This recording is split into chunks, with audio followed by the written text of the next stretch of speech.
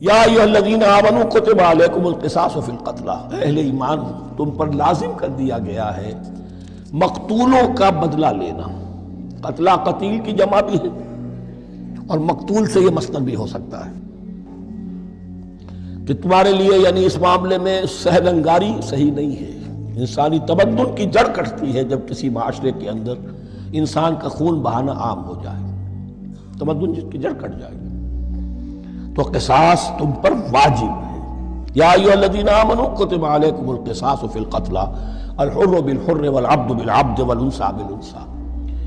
ایک آزاد کی جگہ آزاد ہی قتل کیا جائے گا۔ آزاد نے قتل کیا ہے تو ظاہر بات ہے وہ آزاد ہی اس کی جگہ قتل ہوگا۔ یہ نہیں وہ کہے میرا غلام لے جاؤ، میرے 2 غلام لے لو، نہیں۔ والعبد بالعبد، اور عبد کی جگہ عبد ہی ہوگا، جس نے قتل کیا وہی قتل کیا جائے گا۔ والانثى بالانثى، اور اگر قتل کرنے والی عورت ہے تو وہ عورت ہی قتل ہوگی۔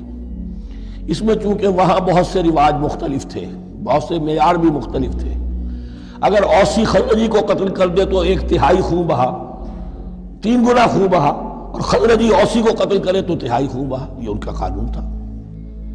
اسی طرح یہ کہ آزاد میں اور غلام میں فرق تھا، لیکن ہماری شریعت میں اگرچہ یہ طویل بڑا مضمون ہے اور اس میں کافی فقہا کے اقوال ہیں مختلف، لیکن امام ابو حنیفہ رحمۃ اللہ علیہ کا قول یہی ہے کہ تمام مسلمان آپس میں کفو ہیں، برابر ہیں، لہذا یہاں کوئی فرق نہیں کیا جائے گا قتل کے مقدمات میں۔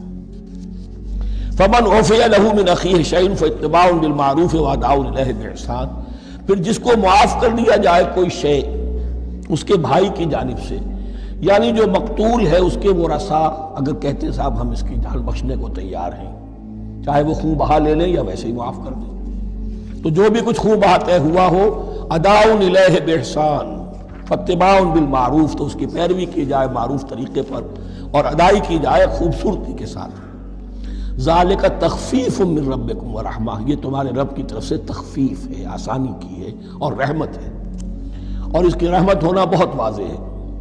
اگر یہ شکل نہ ہو تو پھر قتل در قتل کا سلسلہ جو ہے وہ جاری رہتا ہے، لیکن اگر یہ ہو گیا کہ قاتل کو لا کے سامنے کھڑا کر دیا، لو بھائی اب تمہارے ہاتھ میں اس کی جان ہے، چاہو تو یہ قتل کر دیا جائے گا، چاہو احسان کرنا چاہو بخشنا چاہو ویسے ہی بخش دو، چاہو تو خون بہا لے لو۔ اس سے کیا ہوگا کہ وہ دشمنیوں کا جو دائرہ ہے وہ پھر سمٹ جاتا ہے، بڑھتا نہیں۔ اس میں بڑی رحمت ہے اللہ کی طرف سے۔ قانون جو ہے اسلام میں قتل کا، اس میں مدعی ریاست نہیں ہوتی۔ آج کل ہمارے ہاں غلطی یہ ہے، مدعی ریاست بن جاتی ہے۔ یہ مدعی ہوتا ہے یہاں پر جو بھی مقتول کے ورثاء ہیں، اور کسی کو صدر کو کیا صدر کے باپ کو بھی اختیار نہیں ہے کہ کسی قاتل کو معاف کر دے۔ قاتل کو معاف کرنے کا جو اختیار ہے وہ صرف مقتول کے ورثاء کو ہے، کوئی صدر نہیں کر سکتا۔ ہمارے دستور میں ہے، پوری شرح پوری ایک شق موجود ہے۔ فمن اعتدی بعد ذلک فلہ عذاب علیم، اور جو اس کے بعد بھی حد سے تجاوز کرے گا تو اس کے لیے دردناک اور بہت بڑا عذاب ہوگا۔ وَلَكُمْ فِي الْقِصَاصِ حَيَاةٌ يَا أُولِي الْأَلْبَابِ لَعَلَّكُمْ تَتَّقُونَ، اور اے ہوش مندو قصاص میں زندگی ہے تمہارے لیے۔ ایک روحانی تصور ہے معاف کر دینا اچھا ہے، اسلام بھی کہتا ہے ان تعفوا وتصفحوا وتغفروا فإن اللہ غفور رحیم، لیکن قتل کے مقدمات میں سہل انگاری جو ہے وہ اچھی نہیں ہے، پیروی شدت کے ساتھ ہونی چاہیے تاکہ اس سے آگے قتل کا سلسلہ بند ہو۔ وَلَكُمْ فِي الْقِصَاصِ حَيَاةٌ يَا أُولِي الْأَلْبَابِ لَعَلَّكُمْ تَتَّقُونَ، تاکہ تم بچ سکیں۔ اے لوگو جو ایمان لائے ہو، تمہارے لیے قتل کے مقدموں میں قصاص کا حکم لکھ دیا گیا ہے۔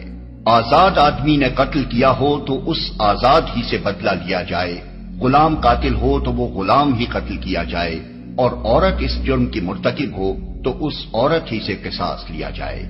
ہاں اگر کسی قاتل کے ساتھ اس کا بھائی کچھ نرمی کرنے کے لیے تیار ہو تو معروف طریقے کے مطابق خون بہا کا تصفیہ ہونا چاہیے، اور قاتل کو لازم ہے کہ راستی کے ساتھ خون بہا ادا کرے۔ یہ تمہارے رب کی طرف سے تخفیف اور رحمت ہے، اس پر بھی جو زیادتی کرے اس کے لیے دردناک سزا ہے۔ تمہارے لیے قتل کے مقدموں میں قصاص کا حکم لکھ دیا گیا ہے۔